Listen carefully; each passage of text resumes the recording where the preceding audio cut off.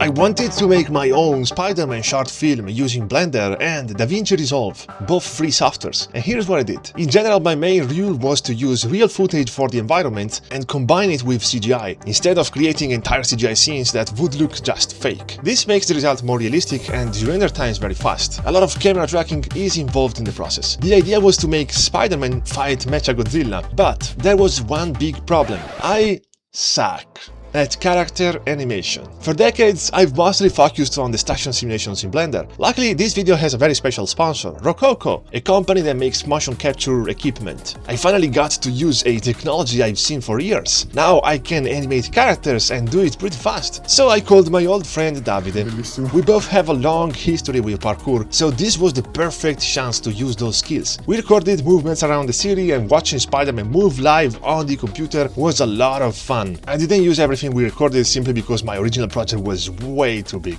So I really wanted to involve parkour moves, but why should Spiderman climb walls and do parkour when he can just swing around, right? So to justify that, I decided his web shooter could be just broken or something. Anyway, using the mockup suite was a lot of fun and it's very easy. I turn it on, open the software, and it connects automatically. Then I record the movements and make any necessary adjustments. For simple movements, I often don't even need to clean up the result. The smart gloves are also pretty fun. There's also a head rig for facial motion capture using a phone. In the planning part of the process, I collected free drone footage from pexels.com, including buildings and similar shots. All credits in the description. Based on the footage I found, I created an illustrated storyboard to plan everything in detail. Look, when you search for footage online, it's never exactly what you need. It's actually pretty messy. So for every shot, I first had to clean the original footage and make it fit the movie. There are always elements that need to be removed: cables, neon signs, people casually walking around while a giant monster destroys the city, cars slowly driving through complete chaos.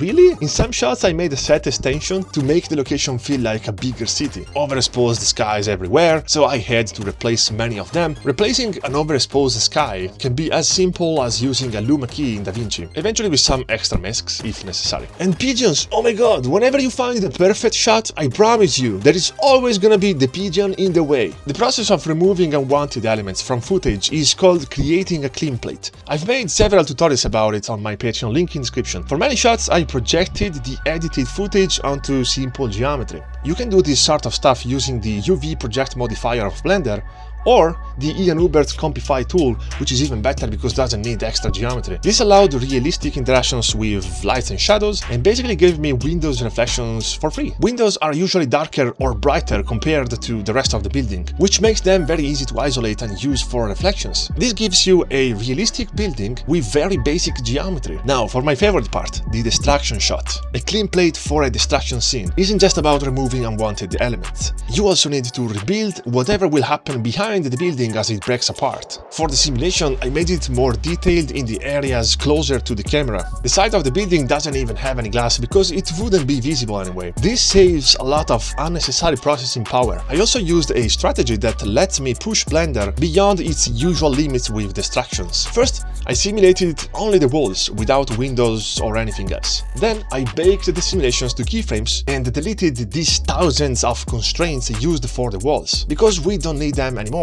Next, I simulated the Windows frames using new constraints. At this point, the walls were still participating in the simulation, but as rigid bodies, passive, animated with these settings for the best results. Then I baked everything to keyframes again and removed also these new constraints as well. I repeated the same process for the glass and for the curtain poles. And that's it. This is a great way to manage complex destruction for several reasons. You can kinda block each stage of the destruction once you are happy with it. You can free Blender from unnecessary heavy loads. You can keep a very reasonable performance even with a huge simulation. And you can use different settings for every part. For example, I simulated the walls with 12 sub-steps because they needed solid dynamics. But for the glass, I only used 2 sub-steps, so it's much faster to compute. On my Patreon, you can find many tutorials about my destruction workflows, including this one, and this one. Check it out. Most of them use RBD Lab, which is a paid add-on. Finally, I simulated all the curtains together as a one large cloth simulation. Using hook modifiers, I attached each curtain to the closest pole, and that's it. A common issue with distractions and violent impacts. Some pieces end up literally flying kilometers away, which would look weird and very fake. I see this all the time on YouTube videos. You see, what happens in real life is that a broken chunk would break down in smaller pieces instead of flying away. We can work around that by limiting the maximum speed of the rigid bodies. More exactly, you can do two things. First, activating the split impulse option, and then use some drag forces, attaching them directly to the fist of the subject, punching the walls, so that this drag force will slow down those crazy rigid bodies that want to fly. Also tweak the fall-off options, so that the drag force will affect only the desired zone. The Spiderman and MechaGodzilla models were both found online. I made two versions of the rig, a simple version for the live motion capture feedback, and a more detailed one for the final shots, with tail dynamics and custom controls. These custom controls use drivers. They let me expose the functions I use most often. They are especially useful for controlling many elements with a single slider. Drivers are very easy to create. For example, let's say I want to control all these monkeys' faces at once. So, on a new object, I create a custom property. If you want to customize it, here there are several options. Anyway, right-click the value and select Copy as New Driver. Then go to the setting you want to control. In this case, it's a shape key controlling the face. Right-click and choose Paste Driver. Repeat this for every monkey. Now I can control all their faces with one slider. For the sound design, I went somewhere I could scream without anyone calling the cops. All the final compositing and editing is made in Vinci Resolve. I can't tell you enough how good and fast is this software for compositing. The final result is far from perfect for sure, but these were 3 intense months. I learned a lot and had great time putting everything together. So, it's time to watch the final short film. Let me know what you think in the comments. Enjoy!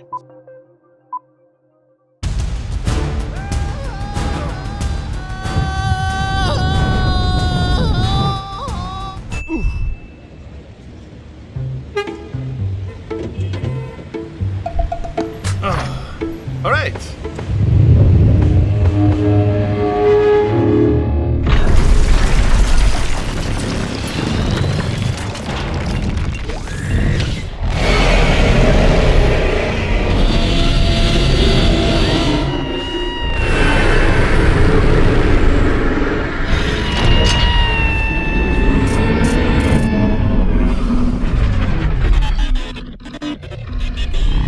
You know what? I was going home, by the way. Have a good day, bye.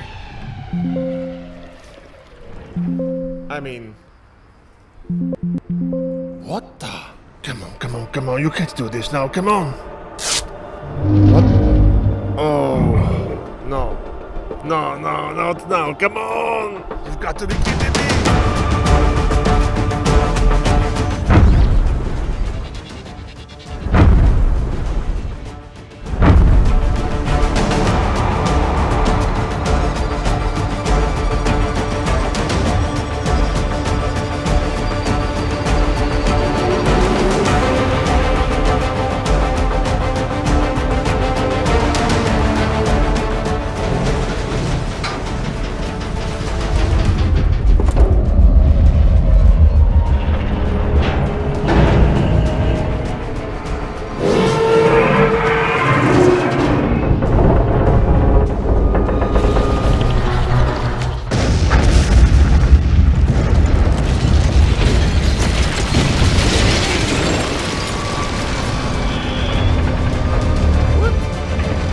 Time to sleep, baby! That's it?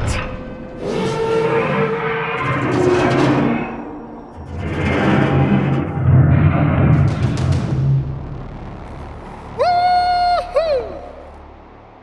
My job is done.